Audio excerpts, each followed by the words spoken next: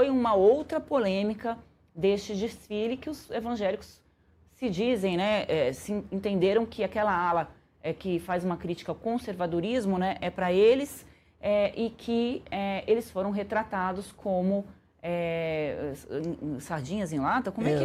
Os enlatados em conserva, né, isso, para os conservadores.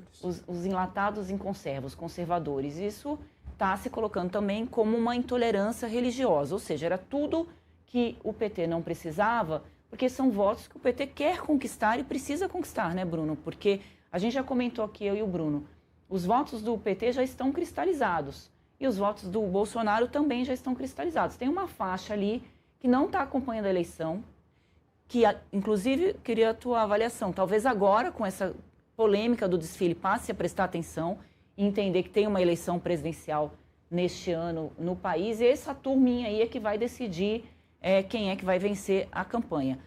E aí você tem gente que o PT precisa roubar do outro lado, que são os evangélicos, e que não estão nada satisfeitos, apesar de terem feito desse limão uma limonada, né? Não sei se essa aqui é a imagem que está no telão, né? Essa ala, né, dos conservadores em conserva. E não sei, Maria, se tiver aí rapidinho para a gente colocar como é que eles estão usando essa imagem nas suas redes sociais para fazer uma crítica. A gente travou, congelamos ali. Mas e aí, Bruno, os evangélicos perdem voto? O Lula perde voto ou não perde com esse tipo de... Olha, se não perde, deixa de ganhar, né? Essa que talvez seja o grande problema. A gente está numa eleição, desde a eleição passada, que parece que ela não terminou, né? A gente tem uma continuidade aí do lulismo contra o bolsonarismo se enfrentando no país. E você precisa, e quem vai ganhar essa eleição é quem conseguir conversar com aquele que não é nem lulista nem bolsonarista. Então, quanto menos ataque você fizer às pessoas do chamado centro, o nem, as pessoas que não querem nenhum nem outro, melhor. E dentre esse público existe uma grande parcela que está concentrada na classe C2 brasileira. Quem é essa classe C2? É o sujeito que é da periferia das grandes cidades, que na sua grande maioria é evangélico e que tem uma visão de mundo conservadora. Tem uma visão de mundo conservadora. Então, quando você faz um ataque ao conservadorismo, você não está ajudando em absolutamente nada nessa tentativa de se fazer crescer essa possibilidade de voto no Lula. Você coloca ali a lata, né, em família e colocando o símbolo do arco-íris para mostrar que família não é só a família tradicional e etc. Sempre uma crítica a alguns valores e conceitos que talvez não tenha necessidade do ponto de vista eleitoral. Pode ser o que pensam, né? E tudo bem afirmar. Se não fosse posições... um desfile da Unidos do Lula lá, não teria tido essa polêmica toda, né? Porque se a gente fosse um desfile do PSOL, né, que não quer ter maioria na sociedade, quer falar com uma porcentagem da população, ok. Mas é um desfile que homenageia o presidente da República, que, vamos colocar, tirando o fato dele ser candidato ou não, né? Vamos dizer que ele não seja candidato ou que ele é candidato, mas ele é o presidente da República, é o presidente de todos os brasileiros, inclusive dessas famílias conservadoras que ele retrata jocosamente no desfile. E não dá para dizer que eles não tinham essa informação de que essa ala estaria ali, porque como eles acompanharam todo o desfile, também as alas são registradas, né, Bruno? Então todo mundo sabe muito bem o que vai se passar por aquela avenida, né? Então não dá para... A escolha dos personagens, né? Colocaram o Paulo Vieira de Lula e diz que o Paulo Vieira afirma que foi um convite da família, foi da Janja e do Lula, né? Então, assim, tem participação direta, tem o dedaço do governo no negócio. Exatamente. Agora, é saber até que ponto que isso valeu a pena para o governo. Né? Eleitoralmente, se tem algum... Será que alguém no Brasil, faço uma pergunta muito simples para a nossa audiência, será que alguém no Brasil não conhece o presidente Lula? Precisava ser apresentado ao presidente Lula dessa maneira? Não.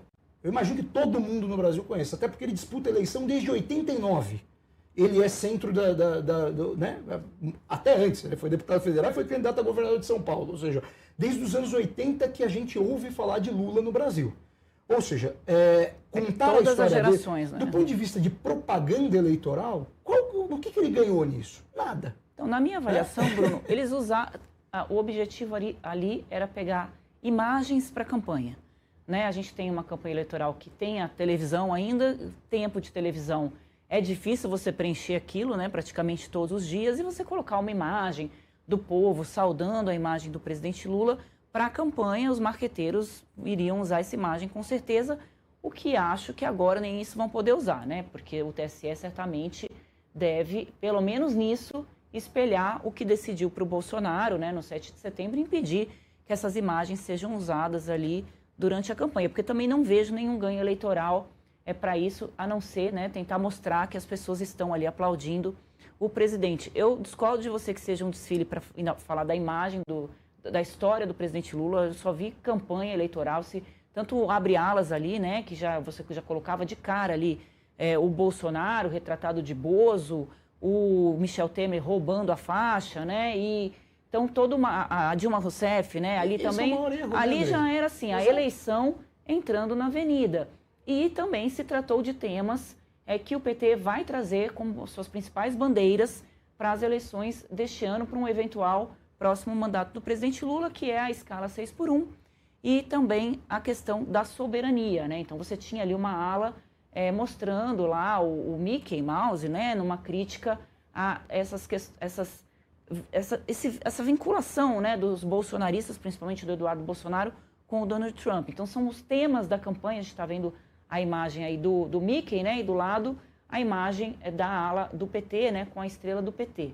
Então tudo isso vai ter que ser analisado pelo Tribunal Superior Eleitoral, e a gente convida você que está assistindo o programa a colocar a sua opinião, se você acha ou não que foi, né, um desfile eleitoreiro para promover a campanha do presidente Lula. Então não queremos fazer o programa sozinhos, né, Bruno? A gente quer a companhia também de vocês, e abrimos essa enquete aí, a primeira do dia, para saber se vocês também tiveram a mesma avaliação minha e do Bruno aqui sobre este comício, que na minha avaliação se passou ali na Avenida. Olha aqui, a Maria conseguiu destravar lá, e a gente vê aqui o Sóstenes, né, que é o líder do PL, né? do PL, com a família dele, Conservadores por Jesus Cristo, e isso viralizou, né, nas redes sociais aí, principalmente do pessoal dos evangélicos, né? Aqui o Rogério Marinho, que é o coordenador da campanha do Flávio Bolsonaro, da pré-campanha do Flávio Bolsonaro, também colocou ali a sua família, e estão fazendo disso um limão, uma limonada. A gente falou muito de evangélico, Bruno, mas os católicos também não gostaram. Tem uma reação hoje de uma freira que tem bastante projeção nas redes sociais. Infelizmente não vou me lembrar o nome dela, porque hoje é quarta-feira de carnaval, vocês me dão um desconto? Então, e ela fez um discurso bastante forte ali, como católica, e eu quero também ouvir a CNBB se eles vão se manifestar com relação a isso, porque não é uma bandeira essa questão da família, né, do conservadorismo, não é uma bandeira só dos evangélicos. Você tem os católicos também, que representam quantos por cento da... Estou testando a memória do Bruno. Mais de 50% da população ainda é evangélica no Brasil, declarado no censo, né? E você tem... Evangélico ou católico? Católico, desculpa, católico no censo, né?